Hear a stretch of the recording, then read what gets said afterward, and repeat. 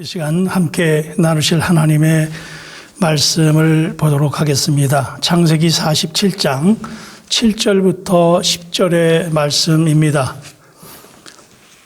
제가 받들어 봉독합니다. 요셉이 자기 아버지 야곱을 인도하여 바로 앞에 서게 하니 야곱이 바로에게 축복하며 바로가 야곱에게 묻되 내 나이가 얼마냐? 야곱이 바로에게 아뢰되 내 나그네 길의 세월이 130년이니이다. 내 나이가 얼마 못되니 우리 조상의 나그네 길의 연좌에 미치지 못하나 험악한 세월을 보내었나이다 하고 야곱이 바로에게 축복하고 그 앞에서 나오니라. 아멘. 이번에는 야곱에 대한 15번째 말씀으로 함께 상고하기를 원합니다.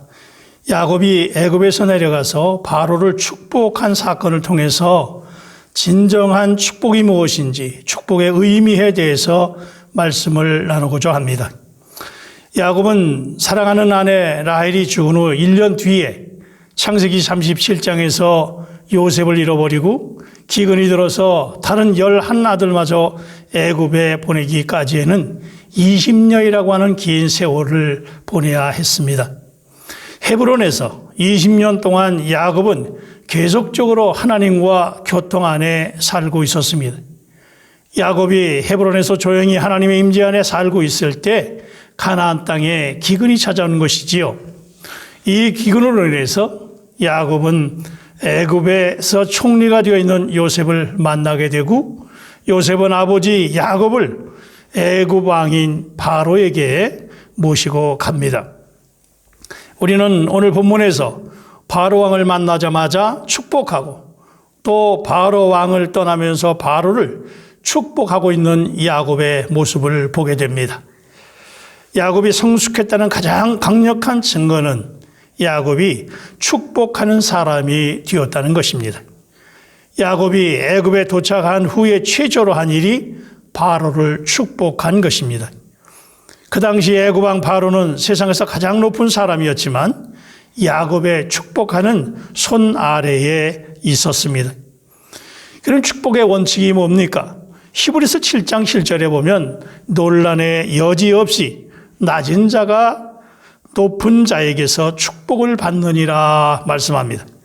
이 구절에서 우리는 큰 자가 작은 자를 축복한다는 축복의 원칙을 보는데 여기에서 크거나 작다는 것은, 즉 높거나 낮다는 것은 주로 나이의 문제가 아닙니다. 그것은 그리스도의 분량의 문제입니다. 각자가 누리고 있는 그리스도의 분량에 따라서 크거나 작다고 말한다는 말입니다. 마태복음 11장 11절에서 주님은 내가 진실로 너희에게 말하노니 여자가 낳은 자 중에 세례 요한보다 더 큰 이가 일어남이 없도다. 그러나 천국에서 극히 작은 자라도 그보다 크니라 말씀하셨습니다. 세례 요한이 그보다 먼저 일어났던 모든 사람보다 더 크다고 말씀하신 것입니다. 구약에서 하나님에 의해서 쓰임받았던 많은 사람들, 아브라함, 이삭, 야곱 그리고 선자들보다 세례 요한이 더 크다고 말씀하시는 것입니다. 그러면 천국에서 극히 작은 자라도 요한보다 크다는 말은 무슨 의미입니까? 요한이 그보다 앞서 일어났던 사람들보다 더 큰 이유는 그가 그리스도와 가장 가까이 있었기 때문입니다. 아브라함도 크기는 했지만 그는 그리스도를 보지 못했습니다. 그러나 세례 요한은 예수님을 보았기 때문에 그 이전에 어떤 사람들보다 크다고 말씀하시는 것입니다. 마찬가지로 요한은 그리스도와 가까이 있기는 했지만 그 안에 그리스도를 담지는 못했습니다. 그러나 천국의 삶을 살고 있는 사람들, 오늘 예수 그리스도를 구주로 고백하고 예수를 영접한 사람들, 그들은 그리스도와 가까이 있을 뿐 아니라 그리스도를 그들 안에 모시고 있는 사람들입니다. 이런 이유로 천국에서 극히 작은 자라도 요한보다 더 크다고 말씀하시는 것입니다.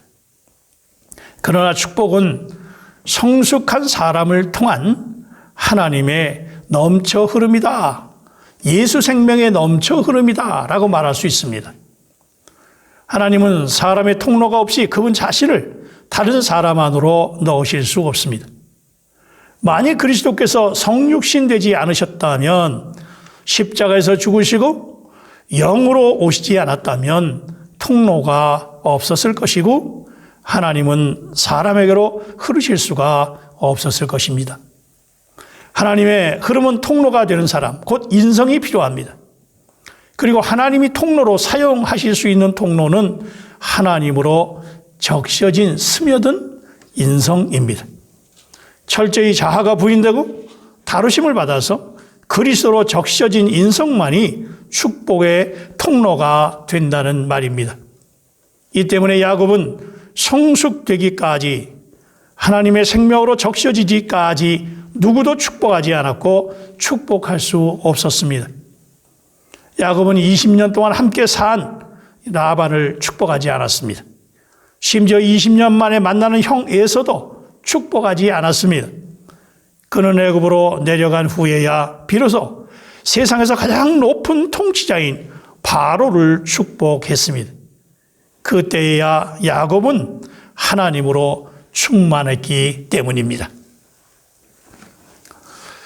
구약의 민수기 6장 23절부터 보면 하나님께서 제사장들에게 이렇게 백성들을 축복하라고 말씀하시지요. 아론과 그 아들들에게 말하여 이르기를 너희는 이스라엘 자손을 위하여 이렇게 축복하여 이르되 여호와는 내게 복을 주시고 너를 지키시기를 원하며 여호와는 그의 얼굴을 내게 비추사 은혜 베푸시기를 원하며 여호와는 그 얼굴을 내게로 향하여 드사 평강 주시기를 원하노라 할지니라. 여기서 하나님은 삼중으로 백성들을 축복하라고 말씀하셨는데 이 축복은 삼위일체 하나님을 그분의 백성들 안으로 분배하는 것이기 때문에 삼중 축복이 될 수밖에 없는 것입니다. 민수기 6장에 나타나 있는 축복의 첫 번째 방면은 아버지 하나님의 축복과 지키시는 능력이 있습니다. 둘째 방면은 아들 하나님의 빛나는 얼굴과 그의 은혜입니다. 여기서 은혜를 베푸신다는 말의 의미는 영어에서보다 히브리어에서의 의미가 더 깊은데 낮은 사람들에게 친절함으로 몸을 구부린다라는 의미입니다.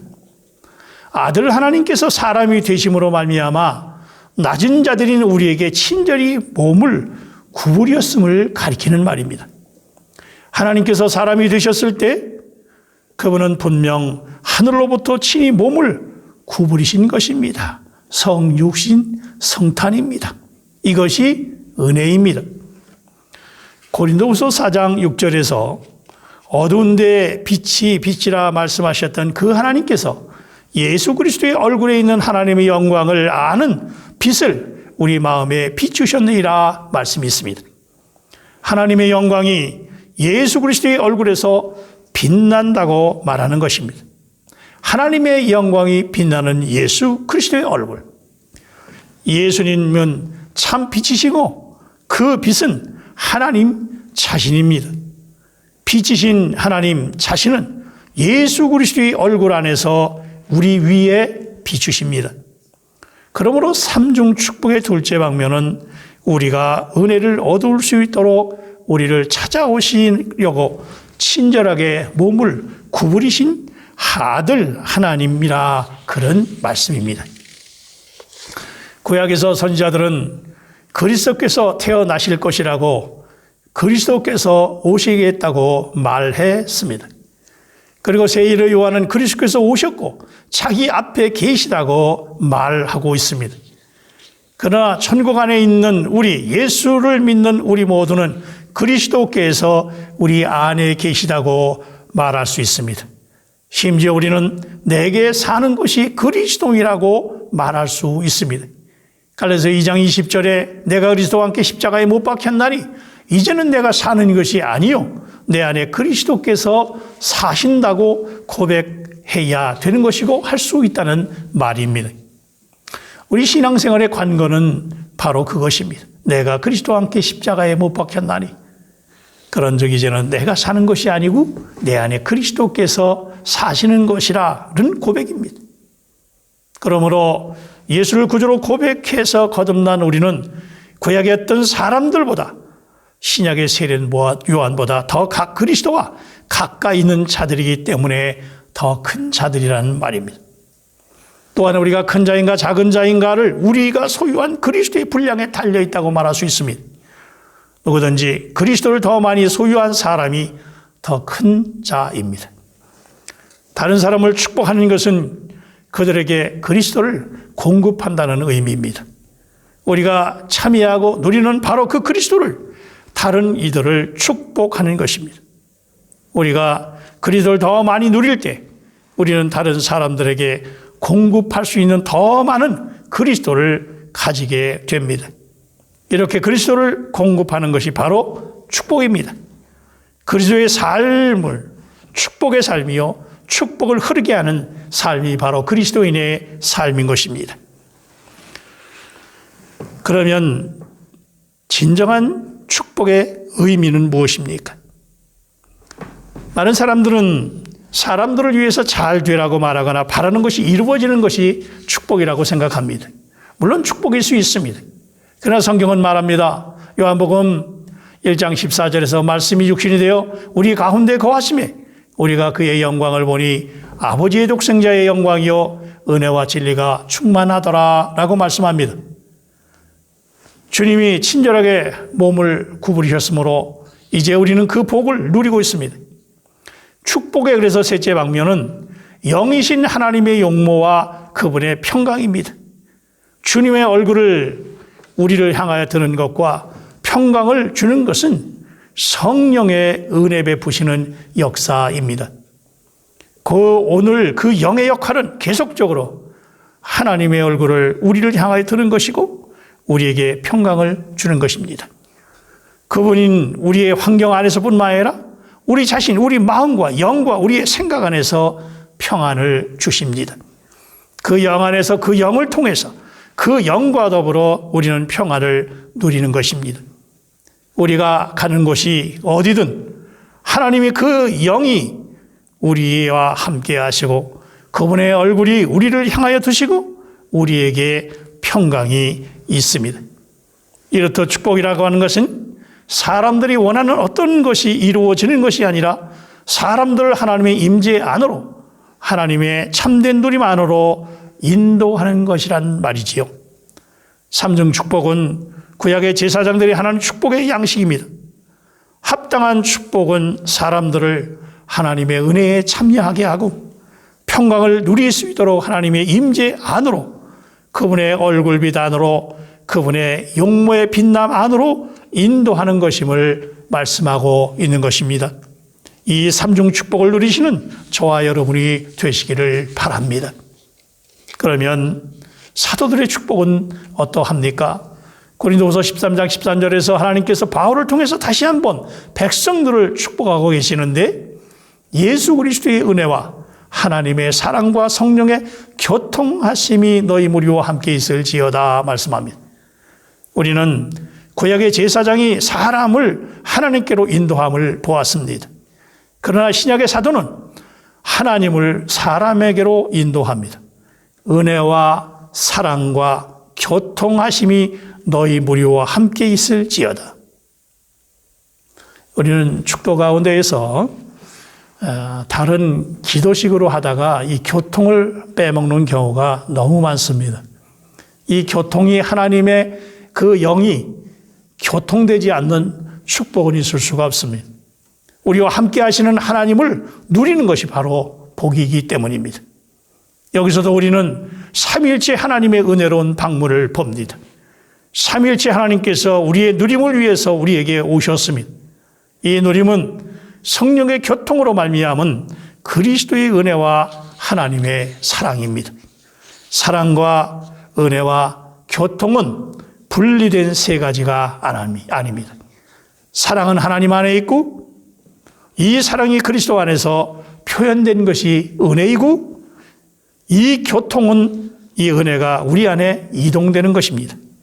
사랑은 하나님 자신 안에 있고 이 사랑이 표현될 때 그것이 은혜이고 은혜는 교통을 통해 우리에게 전달됩니다. 하나님의 사랑이 없다면 은혜가 있을 수 없고 교통하시 없다면 이 은혜가 우리의 것이 될 수 없다는 말입니다. 축도는 기도와 다른 것입니다. 구약에 있는 축복에 대한 기도 사상은 사람을 하나님의 임재 안으로 인도하는 것이고, 신약에서는 사람을 하나님께로 인도할 뿐 아니라 하나님의 사랑을 그리스도의 은혜 안에서 성령의 교통을 통해 사람들 안으로 이끄는 것입니다. 세상 사람들이 생각하는 축복의 개념은 좋은 아내, 자녀, 좋은 교육, 승진, 집, 자동차 이런 것들이라고 볼 수 있겠지요. 또 이것도 복입니다마는, 그러나 하나님께서 말씀하시는 축복은 이것과 크게 다르다는 말입니다. 여러분, 욥기에서 보면 욥이 고난을 다 지나고 복을 받았다고 말하는데 성경에서 말합니다. 여호와께서 이전 모든 소유보다 갑절이나 주신지라. 여러분, 갑절이나 주신 이 복은 부수적인 복이고 진짜 복은 무엇인지 아십니까? 욥기 42장 5절에 말씀하십니다. 내가 주께 대하여 귀로 듣기만 하였사오나 이제는 눈으로 주를 배움나이다 입니다. 사변적인 신앙이 아니라 종교인이 아니라 실제적인 신앙인, 하나님을 체험하고 하나님을 누린 것이 진짜 복이었다고 고백하고 있는 것입니다. 하나님께서 말씀하시는 축복은 아버지와 아들과 성령을 삼위일체 하나님으로 누릴 수 있도록 사람들을 하나님의 임재 안으로 이끌고 성령을 고통을 통해서 하나님의 어떠하심을 사람 안으로 이끄는 것입니다. 하나님과 그리스도와 성령님을 풍성하게 누리는 것이 바로 복이라는 말입니다.